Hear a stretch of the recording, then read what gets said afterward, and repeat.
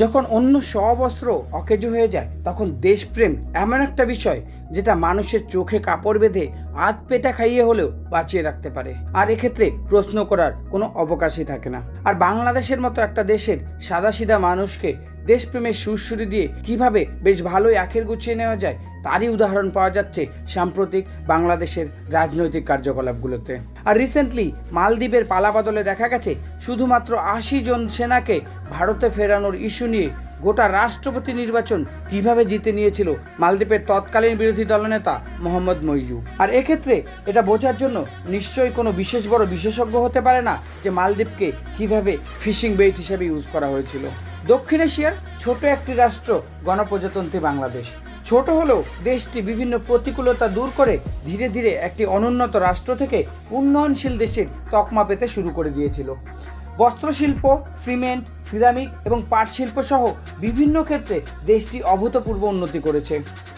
যদিও আভ্যন্তরীণ চাহিদা মেটানোর জন্য দেশটিকে এর পার্শ্ববর্তী দেশগুলোর উপরও নির্ভর করতে হয়।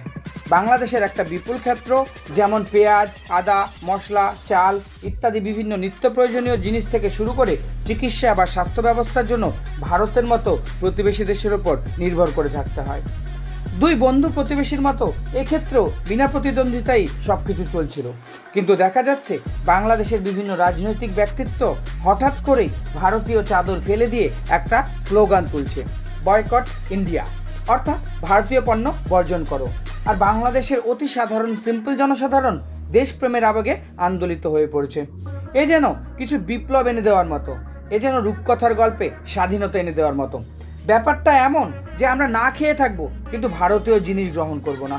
আর বন্ধুরা, এই স্লোগানটি যারা তুলছে দেখা যাচ্ছে তারা সাম্প্রতিককালে ভারতবর্ষ থেকে ঘুরে যাচ্ছে এবং লাক্সারিয়াস জীবন কাটিয়ে যাচ্ছে। অনেকে অনুপ্রাণিত হয়ে ভারতীয় চিকিৎসা না নিয়ে মরে যাওয়াটাকে বেটার মনে করছেন। কিন্তু দেখা যাচ্ছে যারা এই স্লোগানের স্রষ্টা তারাও ভারত থেকে চিকিৎসা করে গিয়েই সেই স্লোগানগুলো তুলছে। আসল কথা জনসাধারণকে বিভ্রান্ত করতে হবে। বিষয়টিকে বিভিন্ন রাজনৈতিক ইস্যু করে জনসাধারণের কাছে প্রবল দেশপ্রেমিক একটা ভাব নিয়ে তুলে ধরার চেষ্টা চলছে। তো বন্ধুরা, এখন প্রশ্ন আসতে পারে বয়কট ইন্ডিয়া ট্রেন্ডটি বর্তমানে কতটা যুক্তিপূর্ণ এবং এর পেছনের প্রেক্ষাপটটি কি।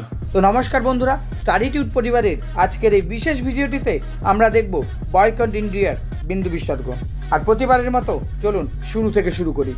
ইতিহাস এবং ঐতিহ্য, ভাষা এবং সংস্কৃতি, মিউজিক, লিটারেচার, আর্ট এর প্রত্যেকটি আঙ্গিকেই ভারত বাংলাদেশ যেন একই সূত্রে বাঁধা।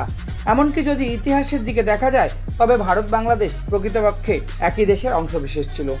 পূর্ব পাকিস্তানের বর্বরতা থেকে স্বাধীনতা লাভের অধ্যায়ও ছিল চরম আবেগপ্রবণ। সেদিন কোটি মানুষের বাঙালি প্রাণের আত্মত্যাগের সাথে প্রতিবেশী দেশ ভারতবর্ষের সশস্ত্র সহায়তায় স্বাধীন দেশ হিসেবে আত্মপ্রকাশ করেছিল বাংলাদেশ। আর ভারতবর্ষই ছিল প্রথম দেশ যেটি স্বাধীন বাংলাদেশকে স্বীকৃতি দিয়েছিল। পুরো দক্ষিণ এশিয়ার জিওপলিটিক্সে ভারত বাংলাদেশের যৌথ উদ্যোগগুলো সত্যিই প্রশংসনীয়। বিভিন্ন আর্থসামাজিক এবং সাংস্কৃতিক নিবিড়তার পাশাপাশি এই দুই দেশের আত্মিক টানও লক্ষ্য করা যায়। 1971 সালের ডিসেম্বরে ভারত বাংলাদেশের মধ্যে প্রথম ডিপ্লোম্যাটিক রিলেশন শুরু হয় এবং তারপর থেকেই বিভিন্ন আঙ্গিকে এই দুটি দেশ হাতে হাত রেখে পথ চলেছে। বিশ্ব আঙ্গিনায় এই দুটি দেশ পরস্পরের গভীর মিত্র রাষ্ট্র হিসেবেও পরিচিতি পেয়ে আসছে অনেক দিন থেকেই। কিন্তু এত কিছুর পরেও মূলত তিনটি ক্ষেত্রে এই দুটি দেশের মধ্যে সমস্যা বিরাজমান ছিল। সেগুলি হলো জলবন্টন চুক্তি, অনুপ্রবেশের সমস্যা ও ড্রাগ এবং টেরোরিজম। যদিও বিভিন্ন সময় দেখা গেছে সমস্যাগুলোর সমাধান খোঁজার চেয়ে অন্যদিকে বেশি নজর দেওয়া হয়। আর এর মূলে প্রধানত রাজনৈতিক প্রতিবন্ধকতাই দায়ী। আর এটা অস্বীকার করার কোনো উপায় নেই যে ভারত বাংলাদেশ সহ দক্ষিণ এশীয় দেশগুলোতে রাজনৈতিক স্বার্থই প্রধান গুরুত্বপূর্ণ ভূমিকা পালন করে থাকে।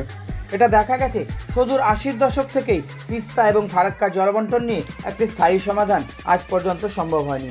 একটু ইউটিউব, সোশ্যাল মিডিয়া এবং পলিটিক্যাল বয়ানবাজি থেকে যদি সরে এসে দেখা যায় তবে এটা বুঝতে কোনো এক্সপার্ট হতে হবে না যে ভারত বাংলাদেশের সরকার বদল হলেও রাজনৈতিক প্রতিবন্ধকতার কারণে এই জটগুলো আজও অমীমাংসিত এবং প্রতি ক্ষেত্রেই নির্বাচনিক প্রচারে খুব সুন্দরভাবে দেশপ্রেম এবং ধর্মকে তুলে ধরে বিষয়গুলিকে জটিল রূপ দিয়ে দেওয়া হয়।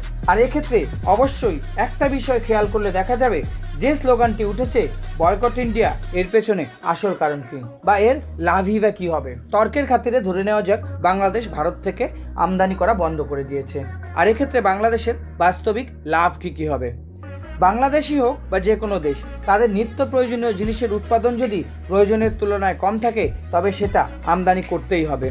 আর সেই আমদানিটা পার্শ্ববর্তী দেশ থেকে করলে সেখান থেকে কম দামে পাওয়া যাবে। আর এক্ষেত্রে গভীর কোনো সমস্যা না থাকলে সেটা করাটাই শ্রেয়। উদাহরণস্বরূপ বলা যেতে পারে ইউরোপ এবং এশিয়ার বেশিরভাগ দেশকেই তেলের জন্য মধ্যপ্রাচ্য বা রাশিয়ার উপর নির্ভরশীল হতে হয়। আর এক্ষেত্রে যদি অহেতুক ঝামেলা সৃষ্টি করা হয় তবে তার দাম অবশ্যই বাড়বে আর তার প্রভাব গিয়ে সোজা পড়বে সাধারণ মানুষের উপরেই। আর এটা দেখা গেছে মালদ্বীপই হোক বা শ্রীলঙ্কা অথবা পাকিস্তান কিংবা নেপাল। চীন ভারতের পার্শ্ববর্তী দেশগুলোকে চালাকি করে নিজের ঋণের ফাঁদে ফাঁসিয়ে নিয়ে চলছে। আর এর সাম্প্রতিকতম উদাহরণ অবশ্যই পাকিস্তান এবং শ্রীলঙ্কার ব্যাংক্রাপসি। তো বন্ধুরা, একবার ভাবুন, যে পেঁয়াজ আপনি পার্শ্ববর্তী দেশ ভারত থেকে আমদানি করে 40 টাকায় কিনতে পারবেন, সেটা আপনি অহেতুক কেন 150 টাকায় কিনবেন? এর পেছনে যুক্তিটাই বা কি? এটা শুধুমাত্র রাজনৈতিক সুরসুরি নয় কি? যদি দক্ষিণ এশিয়ার ভৌগোলিক এবং আর্থসামাজিক প্রেক্ষাপট লক্ষ্য করা যায় তবে দেখা যাবে ভারত, শ্রীলঙ্কা, পাকিস্তান, নেপাল, ভুটান, চীন, তিব্বত, মালদ্বীপ এরা প্রায় নিরবিচ্ছিন্ন প্রতিবেশী। আর গোটা দক্ষিণ এশিয়ার রাইভালারি পজিশনে যে দুটি দেশ রয়েছে তাদের একটি হলো ইন্ডিয়া এবং অন্যটি চায়না। এটা লক্ষণীয় যে ভারতকে ঘিরে ধরার জন্য চায়না ভারতের প্রতিবেশী দেশগুলোকে মিথ্যা প্রতিশ্রুতির প্রেমের জালে ফাঁসিয়ে চলেছে। আর এক্ষেত্রে পাকিস্তান, শ্রীলঙ্কা, নেপাল হলো এর প্রত্যক্ষ উদাহরণ, যেখানে উন্নয়নের নামে লোন তো দেওয়া হচ্ছে এবং পরে বিভিন্ন শর্তের জালে জড়িয়ে সেই সম্পত্তিগুলো লিজে নিয়ে নেওয়া হচ্ছে, কখনো সেটা 100 বছরের জন্য। শিক্ষা, স্বাস্থ্য, ইনফ্রাস্ট্রাকচার সহ প্রতিটা ক্ষেত্রে বাংলাদেশের প্রয়োজন প্রচুর পরিমাণ ডেভেলপমেন্ট। আর বাংলাদেশের উচিত এখন এক্ষেত্রে সেই বিষয়গুলোকে মাথায় রাখা। বাংলাদেশ ভারতবর্ষে ব্যবসা করার ক্ষেত্রে শুধুমাত্র টোব্যাকো বা অ্যালকোহল বাদে সমস্ত পণ্যের উপর 0 ডিউটি এবং 0 ট্যাক্সের সুবিধা পেয়ে থাকে। আর এক্ষেত্রে বাংলাদেশের কাছে সুযোগ রয়েছে রিসার্চ এবং কোয়ালিটি ডেভেলপমেন্ট করে বা বিশ্বের সবচেয়ে জনবহুল মার্কেটে নিজেদের আধিপত্য বিস্তার করার। তবে হ্যাঁ, এক্ষেত্রে জনসাধারণকে বুঝতে হবে যে মিথ্যা দেশপ্রেমের আড়ালে আদতে কিছু ক্ষমতালোভী মানুষ সাধারণ মানুষকে বিভ্রান্তই করে চলেছে। আর বন্ধুরা, যতদিন না শিক্ষার আলোক ফুটছে ততদিন দক্ষিণ এশিয়ার রাজনৈতিক প্রেক্ষাপটে জনগণকে ধর্মের নামে, জাতপাতের নামে, দেশপ্রেমের নামে আর বিভিন্নভাবে পোলারাইজ করা হয়েই থাকবে। আর তার শিকার হতে হবে সাধারণ প্রান্তিক মানুষকে। আর বন্ধুরা, এক্ষেত্রে আপনার কি মতামত তা কমেন্ট করে জানাতে ভুলবেন না। বাংলাদেশ কিভাবে বিশ্ব শাসন করতে পারে সেই নিয়ে আমাদের একটি বিশেষ প্রতিবেদন রয়েছে আমাদের চ্যানেলে।